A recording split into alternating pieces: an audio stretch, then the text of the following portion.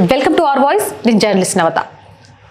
తన అక్క వినేష్ ఫోగట్ పై ఎలాంటి కుట్ర జరగలేదని ఆమె సోదరి బబితా ఫోగట్ స్పష్టం చేశారు.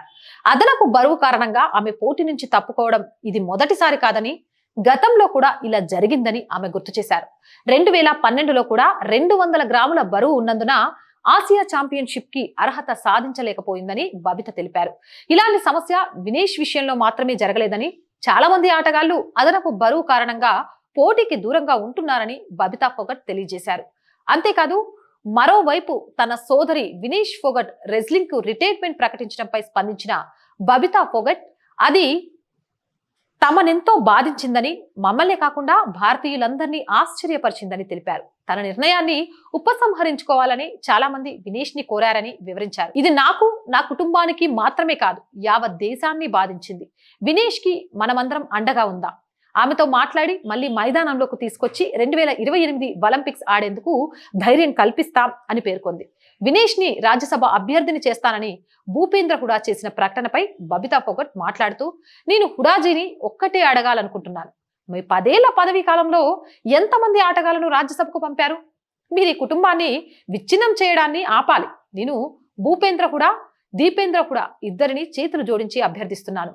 మా కుటుంబానికి సంబంధించి రాజకీయాలు చేయొద్దు అని బబితా ఫోగట్ అన్నారు. ఏదేమైనా కానీ చెల్లిగా అక్కకు మద్దతు తెలియజేయడంతో పాటు రాజకీయ పార్టీలు అన్ని విషయాలలో తలదూర్చి విచ్ఛిన్నం చేసే ఓటు బ్యాంక్ రాజకీయాలకు చరమగీతం పాడాలి అంటూ చేతులు జోడించి అభ్యర్థిస్తున్నట్టుగానే కనిపించిన లాగి చెంప మీద కొట్టినట్టుగా సమాధానం ఇచ్చారు అంటూ చాలా మంది కామెంట్ చేస్తున్నారు. నిజమే, కులాల మధ్యలోకి ఏమంటారు, గేమ్స్ ఆడే క్రీడాకారుల మధ్యలోకి, మేధావుల మధ్యలోకి ఇంత ఘోరంగా తీసుకొని రావడం అనేది రాజకీయాలను ఎంతవరకు సమంజసం? ఇలాంటి వాళ్లకు బుద్ధి చెప్పాల్సిన అవసరం ఉంది. బబితా ఫోగట్ అయితే ఒక రేంజ్ లో చెప్పేశారు. మీరేమంటారు? కామెంట్ సెక్షన్ లో పెట్టేయండి. మోర్ వీడియోస్ కోసం మన ఛానల్ ని వెంటనే సబ్స్క్రైబ్ చేయండి. ఈ రోజు సాయంత్రం 4:30 ఆర్ వాయిస్ వేదికగా బంగ్లాదేశ్ లో హిందువులపై జరుగుతున్న మారణకాండకు సంబంధించి స్పెషల్ రౌండ్ టేబుల్ లైవ్ లో టెలికాస్ట్ కాబోతోంది. సో అందరూ చూడండి, వీలైనంత షేర్ చేయండి. జాతీయవాదాన్ని పెంపొందించడంలో, ఆ భావాలని తీసుకువెళ్ళడంలో మీరు ఏదైనా అడగాలి అనుకున్నా కామెంట్ సెక్షన్ లో పెడితే ఖచ్చితంగా ఆ క్వశ్చన్స్ కూడా అక్కడికి వచ్చిన మేధావులు, సీనియర్ జర్నలిస్టులు, జాతీయ వాదాలు కలిగిన నాయకులను అడిగి వారి ద్వారా ఆ ప్రశ్నలకు సమాధానం చెప్పించే ప్రయత్నం చేస్తాం.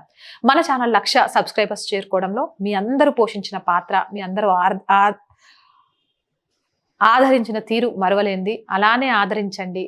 అండ్ ఆర్థికంగా మీ అందరి సపోర్ట్ ఈ ఛానల్కి కావాలి. ఒక చిన్న రెంట్ బేస్ ఆఫీసు, మనది అనే ఎక్విప్మెంట్, ప్రతి ప్రోగ్రామ్ ప్రభుత్వానికి ప్రజలకు వారధిగా ఉండడానికి ఏ ప్రోగ్రామ్ చేయాలి అనుకున్నా అక్కడికి వెళ్ళడానికి కావాల్సిన ఎక్విప్మెంట్ కానివ్వండి, త్వరితగతిన ఇన్ఫర్మేషన్ మీకు అందించడానికి కావాల్సిన టెక్నాలజీ కానివ్వండి, కొంత క్రూ కానీ, వీటి విషయంలో మన ఛానల్ బ్రేక్ ఈవెన్కి వెళ్ళేదాకా ప్లీజ్ మీ అందరూ సపోర్ట్ చేయండి. మీ అందరూ సపోర్ట్ చేస్తే ఖచ్చితంగా మీ గలాన్ని నా గలంగా, మన గలంగా ప్రభుత్వాలకు, ప్రజలకు తెలియచేస్తూ జాతీయవాదంతో ముందుకెళ్లడంలో అడుగు వెనుకకు వేయను అని మాటిస్తున్నాను. సపోర్ట్ చేయాలి అనుకుంటే సబ్స్క్రిప్షన్ పక్కనే జాయిన్ అనే బటన్ ఉంటుంది. 1 to 5 లెవెల్స్ ఉంటాయి. ఏదో ఒక లెవెల్లో సపోర్ట్ చేయండి. లేదా స్క్రీన్ మీద గూగుల్ పే, ఫోన్ పేతో పాటు అకౌంట్ డీటెయిల్స్ ఉంటాయి. అలా అయినా సపోర్ట్ చేయొచ్చు.